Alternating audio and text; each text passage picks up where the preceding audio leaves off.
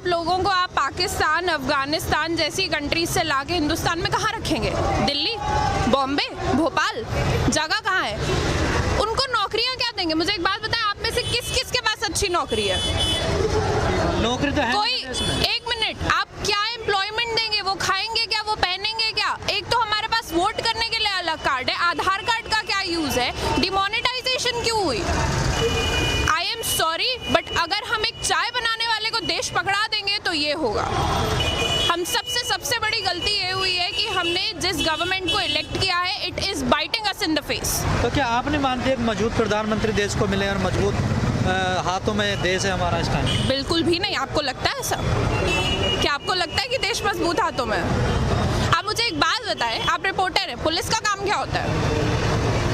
देश की सुरक्षा करना, लोगों की सुरक्षा करना। पुलिस कर क्या रही है? जुडिशरी का क्या काम है? न्याय दिलाना लोगों को। जुडिशरी क्या कर रही है? तो आप देख रहे हैं, मैं लॉ स्टूडेंट हूँ, मैं कॉन्स्टिट्यूशन जैसे सब्जेक्ट्स को पढ़ती हूँ। ये जो कहते हैं ना कि बच्चे टेररिस्ट है, जो सुबह लोग बैठ के चाय पे ये सब्जेक्ट्स के बारे में पढ़ते हैं ना, कि न्यूज़ पढ़ते हैं, पॉलिसी आई, हम पूरी रात बैठ के उन पॉलिसीज़ को बनाते हैं, हम स्टडी करते हैं, हम रिसर्च करते हैं और हम इम्प्लीमेंट करते हैं। तो तुम हमें बताओ कि हम क्या कर रहे हैं? और हम जो प्रोटेस्ट कर रहे हैं ये बिल्कुल गलत नहीं है। कोई मुझे बता दे कि ये गलत है, मैं तो आपको मूर्ख समझूंगी। इसमें गलत क्या है? आपको डिसेंट में और आपको हम लोग we are showing you decent. आपने पुलिस का अभी नाम लिया कि पुलिस क्या कर रही है? जैसे जेएनयू की घटना हुई है, कहीं ना कहीं पुलिस पे एक बड़ा आरोप लग रहा है कि पुलिस ने ठीक से काम नहीं किया। देखिए, मैं आपको एक बात बताती हूँ, my father is a police man, I am a Kashmiri, ठीक है? मुझे पता है पुलिस वाले का काम क्या है, because I have been raised by a police officer myself. एक पुलिस वाले का काम नहीं है कि वो यूनिवर्सिटी के अंदर एंटर करके 15 दिसंबर और 5 जनवरी की रात को और शाम में क्या हुआ है, मैं बिल्कुल कंडेम करती हूँ उस हरकत को। 15 को आप जामिया के अंदर आते हैं, I was a part of the protest, आप अंदर आते हैं, आप बच्चों को लाठी चार्ज करते हैं, आप कहते हैं कि हमारे पास परमिशन थी, और फिर जब 5 तारीख को आप यूनिवर्सिटी के अंदर जाते हैं, आप गूंस को, आप गुंडों को रोक नहीं सकते हो प्रॉपर्टी वैंडलाइज करने से, बिकॉज आपको परमिशन चाहिए थी। आपको क्या लगता है जो बच्चे रात बैठ के पढ़ रहे हैं, जो लाइफ जी रहे हैं, ठीक है, हम लोग कॉलेज स्टूडेंट्स हैं ना, हमने इतनी जिंदगी नहीं देखी, लेकिन हम बेवकूफ़ तो नहीं है ना। आप हमारे मुंह पे आके हमको बता रहे हो, कितना और बेवकूफ़ बनाओगे जनता? लोग ये तो जानते हैं कि पुलिस तो सरकार के अंडर में होती है और जैसे सरकार आदेश करेगी वैसे पुलिस काम करेगी। This is world war 3। सारी फोर्सेस एक बंदा कंट्रोल कर रहा है, जुडिशरी को एक बंदा कंट्रोल कर रहा है। This is world war 3।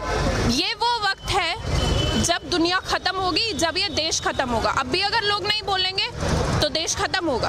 आप हिंदू मुसलमान को बांट रहे हो, this is the most sick thing one can do. नहीं, कहीं ना कहीं जो आप ये चीज़ें बीजेपी कर रही है, चाहे धारा 370 हो, 3 तलाक हो। मैं आपको एक बात बताती हूँ, मैंने कल रात में बैठ के बीजेपी का मैनिफेस्टो पढ़ा है। बीजेपी के मैनिफेस्टो में 13 चैप्टर है। बीजेपी के मैनिफेस्टो में 13 चैप्टर में स्टार्टिंग के 10 चैप्टर में development, women safety, health issues कहीं पे कुछ नहीं है। वो सब 13-14 चैप्टर में आता है। उनके, हमने जिस सरकार को इलेक्ट किया है उसके मैनिफेस्टो में बहुत क्लियरली लिखी थी ये चीज़ें, 370, एनआरसी, सीएबी, सब कुछ बताया गया था। बट हम हिंदुस्तानी, मैंने किसी पार्टी का मैनिफेस्टो नहीं पढ़ा है, हमने ये चीज़ पढ़ी नहीं, हमें नहीं पता था। अब जब जाके मैंने पढ़ा तो मुझे रियलाइज हुआ कि विमेन सेफ्टी और डेवलपमेंट ये तो इनके इश्यूज ही नहीं है, इनको तो कुछ और ही करना है, इनको तो मजे लेने हैं। तो ये इनके कभी इनका कंसेप्ट ही नहीं था ये विमेन सेफ्टी। और ये आप मुझे एक बात बताएं, दिन भर में कितने रेप होते हैं आपको खुद को पता है? आपको रात में, अगर आपकी कोई बहन है आपकी बहन, आप उसको रात में 2 बजे निकलने दोगे बाहर? अब तो डर लगता है। पहले भी निकलने दे सकते थे। सरकार की बात छोड़ो, आप दे सकते हो रात में 2 बजे अपनी माँ को अकेले सड़क पे निकलने दोगे? मैं तो नहीं निकलने दूंगी। कोई नहीं निकलने। तो अब बताएं मुझे, किस देश में रह रहे हैं?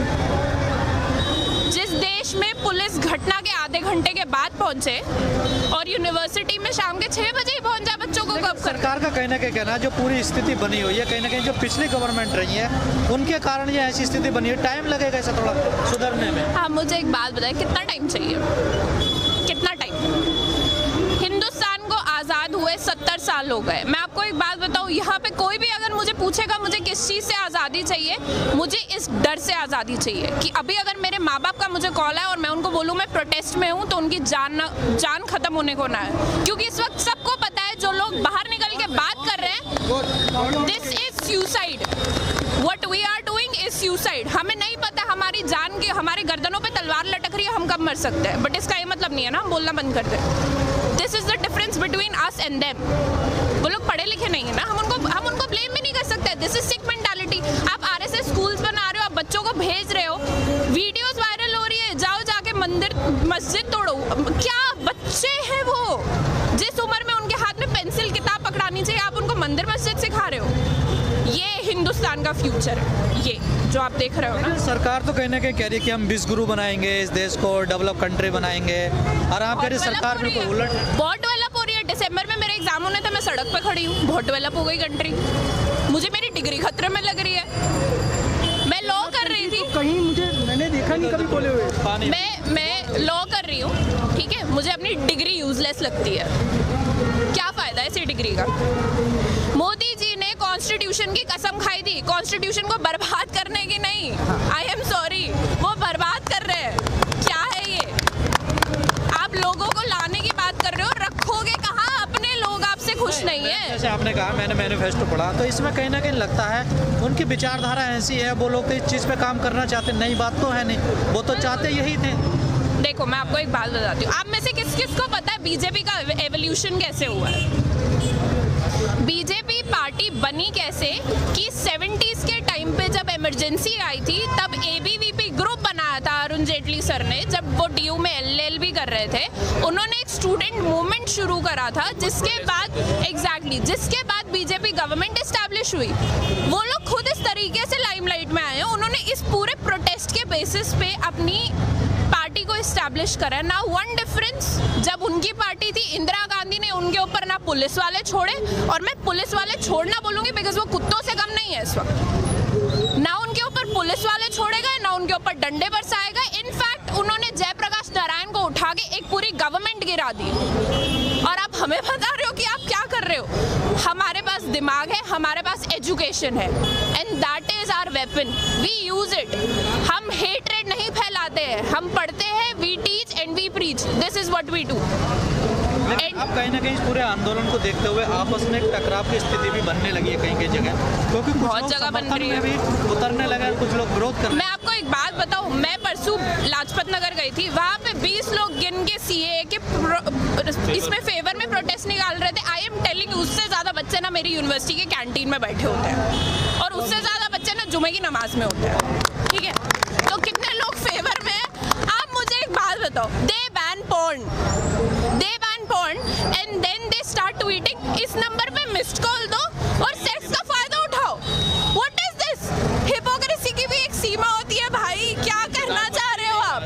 ये आप ट्विटर पे नंबर निकालते हो कि कॉल करो, मतलब ये क्या तरीका है समर्थन पाने का? रिकॉर्ड की और देखिए 130 करोड़ की आबादी में अगर आपको सिर्फ 53 लाख मिस कॉल आती है तो डू द मैथ, कितने लोग आपके समर्थन में? 53 लाख मिस कॉल पे ऐसे वीडियोस और ऐसे ट्वीट, वो उसमें से कितने लोग सपोर्ट में थे, कितने लोग वहाँ पे सेक्स के लिए थे, कितने लोग वहाँ पे नेटफ्लिक्स के लिए थे? आप इस चीज, आप क्रोनोलॉजी समझिए अब कि कितने लोग इसके लिए थे और कितने लोग उसके लिए थे। कभी ऐसा नहीं हुआ है किसी भी कंट्री में कि कोई बिल पास हुआ और उसके सपोर्ट में लोग खड़े हो। और जो ये लोग समर्थन कर भी रहे हैं, इनका ऑब्जेक्टिव क्या है, क्या दिखाना चाहते हैं? ये इनका कोई पर्सनल बेनिफिट नहीं है क्या? इनको अच्छा लगेगा कि इनका बेटा 5 लोगों से पहले compete करता था एक सीट के लिए, वहाँ पे 20 लोगों के साथ compete करेगा? क्या इस चीज़ का सपोर्ट कर रहे हो आप? आपकी बैटल अगर इलीगल इमिग्रेंट से है, इलीगल इमिग्रेशन से है, तो वो जायज़ है। इलीगल इमिग्रेंट को ना लड़के आप उनको नागरिकता देने पे उनका सपोर्ट कर रहे हो? ये क्या, कहाँ रखोगे उनको? रखोगे कहाँ? खुद के लोगों को नौकरी देने के लिए नहीं है आपके पास। आप मुझे एक बात बताओ, यहाँ पे हमारी इकोनॉमी की मिनिस्टर इतनी, सैल्यूट टू हर, वो कहती है कि मुझे टेंशन नहीं है, मैं प्याज नहीं खाती हूँ। ये क्या है? ये लोग निकले थे इकोनॉमी ठीक करने, प्याज और मुर्गे के भाव बढ़ा दिए। इस देश का यूथ अब समझने लगा कि कहीं ना कहीं देश गलत अरे हाथों भाई हम समझ पहले से रहे थे, हमने बोलना अब शुरू करा तो है। हर जगह रहे हैं ना, बोलो। जीत कहाँ रहे थे? जीत तो रहे थे। तो I am so grateful CAA happened. मैं एक कश्मीरी हूँ, मुझे किसी से डर नहीं है, मैं एडमिट करती हूँ and Kashmir is a part of India.